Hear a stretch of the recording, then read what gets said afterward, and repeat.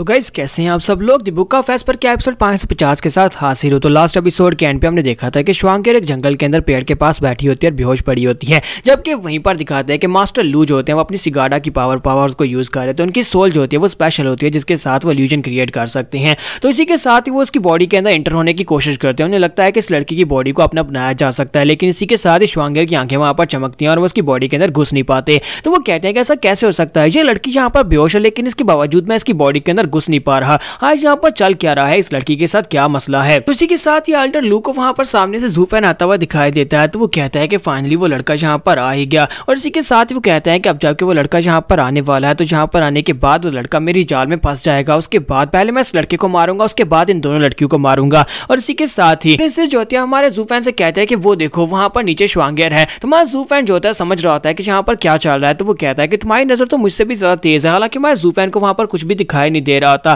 तो ज़ूफेन उसके साथ वहां पर नौटंकी करते हुए नीचे उतर आता है क्योंकि ये साफ दिखाई दे रहा है कि वो एक्टिंग कर रहा है। तो ज़ूफेन जैसे ही वहां पर प्रिंसेस के साथ नीचे उतरता है तो उसे वहां पर सामने श्वांगर दिखाई देती है। तो प्रिंसेस आगे की तरफ चल रही होती है, ज़ूफेन भी वहां से आगे की तरफ चलना स्टार्ट करता है। इसी के साथ हमारा ज़ूफेन वहां पर इल्यूजन के अंदर फंस जाता है। तो ज़ूफेन और प्रिंसेस दोनों वहां पर इल्यूजन के अंदर फंस जाते हैं और प्रिंसेस वहां पर से गायब हो जाती है। तो हमारा ज़ूफेन कहता है कि तो मुझे यहाँ पर इस बारे में पहले से पता था कि ये एक ट्रैप है। मुझे यहाँ पर पहले से पता चल चुका था कि तुमने यहाँ पर एक रेव फॉर्मेशन को बिछाया है। मुझे ये जानना है कि किसने ये काम किया है, कौन है यहाँ पर इस रेव फॉर्मेशन के पीछे। तो सामने से उसे आवाज आती है तो कोई उसे कहता है कि तो फाइनली तुम्हें यहाँ पर इस बारे में पता चल ही गया कि ये रेव फॉर्मेशन है। अब जबकि तुम यहाँ पर इस रेव फॉर्मेशन के अंदर फंस चुके हो तो तुम कभी इसके अंदर से नहीं निकल पाओगे। तो हमारा ज़ूफेन उसे कहता है कि अल्टर लू तुझे आप हो। तो ज़ूफेन कहता है कि मास्टर लू मुझे लगता है कि आपको यहाँ पर शर्म आनी चाहिए कि आप यहाँ पर एथेरियल स्टेज के मास्टर होकर दो बेचारी लड़कियों को यहाँ पर अपने ट्रैप में फंसाकर उनकी मदद से मुझे यहाँ पर फंसाने की कोशिश कर रहे हैं। जबकि मास्टर लू से कहता है कि हम लोग यहाँ पर इस वक्त डबल ड्रैगन मैनर में हैं, पर जब तक तीनों एल्डर्स हमारे साथ हैं तब तक मैं यहाँ पर तुम्हारा कुछ भी नहीं बिगाड़ सकता था, लेकिन अब यहाँ पर मेरे पास और कोई रास्ता नहीं था ये सब कुछ करने के अलावा। अब जबकि तुम मेरे जाल में फंस चुके हो तो फिर मैं यहाँ पर अपने डिसाइपल्स का बदला लेने वाला हूँ।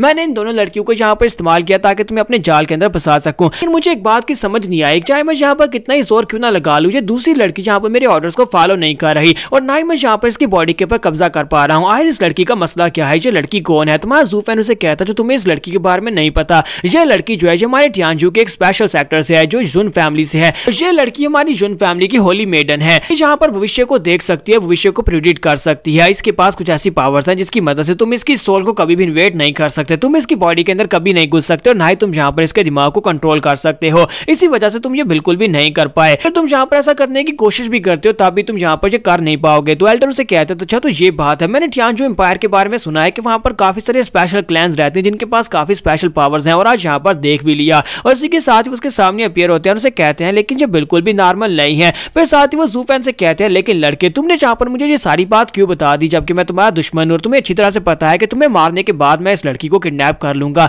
क्योंकि ये लड़की काफी ज्यादा फायदेमंद है, ये हमें भविष्य बता सकती है। और ज़ूफेन उसे कहता है कि मैंने यहाँ पर ये सारी बातें तुम्हें इसलिए बताई हैं और साथ ही वो अपनी पावर्स को रिलीज करता है और कहता है क्योंकि मरे हुए लोग यहाँ पर कभी भी किसी को कोई बात नहीं बता सकते और क्योंकि तुमने यहाँ पर ये बात सुन भी लिया तो इस बात से कोई फर्क नहीं पड़ता। तो मास्टर लू वहां पर जोर जोर से हंसना शुरू कर देते हैं और कहते हैं कि लड़के तुम्हें तो बस यहाँ पर लंबी लंबी छोड़ना आता है, तुम्हें क्या लगता है कि तुम यहाँ पर इस रेव फॉर्मेशन को तोड़कर मुझे हरा सकते हो। तो इसी के साथ ही ज़ूफेन उसे कहता है कि तुम्हें क्या लगता है कि मैं यहाँ पर इस रेव फॉर्मेशन को नहीं तोड़ सकता। और साथ ही हमारा ज़ूफेन वहां पर अपने बटरफ्लाई विंग्स को रिलीज करता है। ज़ूफेन कहता है कि यहाँ पर मेरे बटरफ्लाई विंग्स की वजह से कोई भी फॉर्मेशन जो है मैं उसके अंदर ट्रैप नहीं हो सकता। ये एक बहुत ही स्पेशल फॉर्मेशन है जो कि यहाँ पर दूसरों को ट्रैप करती है और रेव फॉर्मेशन को मुझसे दूर रखती है। क्या तुमने यहाँ पर देखा। तो जैसे वो यहाँ पर उसे ये वाली बात करता है तो मास्टर से कहता है कि बेवकूफ कहीं कि तुम्हें क्या लगा था कि तुम यहाँ पर बटरफ्लाई विंग्स की मदद से यहाँ पर इस रेव फॉर्मेशन को तोड़ दोगे। तुम्हारा ज़ूफेन जो होता है वो भी इस बात से काफी हैरान होता है। मास्टर लू से कहता है कि तुम वाकई में यहाँ पर एक ब्रेनलेस मंकी की तरह हो, तुम्हारे पास स्किल्स तो हैं लेकिन उन स्किल्स को ठीक तरह से तुम यूज नहीं कर पा रहे।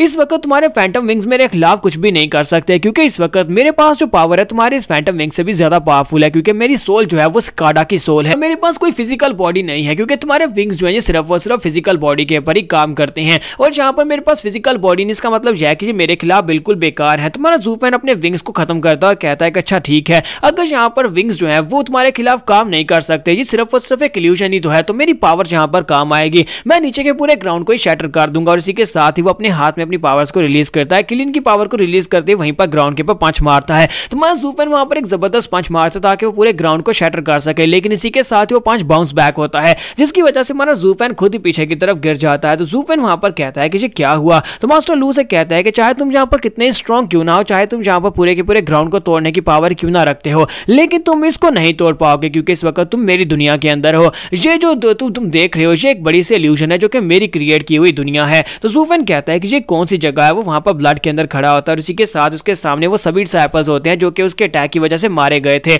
और वो सभी लोग वहां पर ज़ॉम्बी बन चुके होते हैं। वो कहते हैं कि हमें हमारी जिंदगी वापस दो, हमें हमारी लाइफ वापस दे दो। तो जू फेन कहता है कि ये सभी लोग क्या करने के लिए आगे बढ़ रहे हैं और इसी के साथ ही हमारे जू फेन का चेहरा यहाँ पर देखने लायक है। हालांकि ये एक्टिंग कर रहा है लेकिन इतनी ज्यादा एक्टिंग बिल्कुल भी नहीं करनी चाहिए थी क्योंकि ये एक सुपर पावर हीरो है। जू फेन वहां पर मासूम बनने की नौटंकी करते हुए कहता है कि ये सब कुछ क्या हो रहा है, ये सभी लोग तो मर चुके हैं, ये कल्यूजन है, ये कल्यूजन है। और इसी के साथ ही बियर सबसे पहले आगे बढ़ता है और ग्रिजली बियर आकर उसके बाजू के पर काट लेता है। जब उसे काटता है जू फेन चिल्ला कर कहता है कि ये तो सिर्फ और सिर्फ इल्यूजन है, ये सिर्फ इल्यूजन है, मुझे दर्द नहीं हो रहा। लेकिन असल में उसे दर्द हो रहा होता है, वो सभी ज़ॉम्बीज़ उसे काट रहे होते हैं। और इसी के साथ ही नेक्स्ट सीन बाहर का दिखाता है जहां पर हमारा जू फेन जो होता है उस दर्द से जूझ रहा होता है और दूसरी तरफ से मास्टर लू के सामने खड़े सोच रहे होते हैं कि लड़के तुम इस वक्त मेरी फॉर्मेशन के अंदर फंस चुके हो। हालांकि तुम्हें ये बात पता है कि ये कल्यूजन है, लेकिन इल्यूजन के अंदर जब तुम मर जाओगे तो तुम्हारी रियल बॉडी बाहर भी मर जाएगी। मास्टर लू से कहते हैं कि लड़के मैंने जहां पर जिस बड़ी सी रे फॉर्मेशन को बिछाया वो मेरी सोल की वजह से है क्योंकि मेरे पास जो अपनी स्पेशल सोल है थीरियल स्टेज की वो एक ड्रीम बटरफ्लाई है। लेकिन ड्रीम बटरफ्लाई यानी स्काडा जो है वो तुम्हें यहाँ पर कोई अच्छे ख्वाब नहीं दिखाने वाली बल्कि तुम्हें नाइटमेयर्स दिखाने वाली है, तुम्हें यहाँ पर ड्रामना ख्वाब बनने वाली है।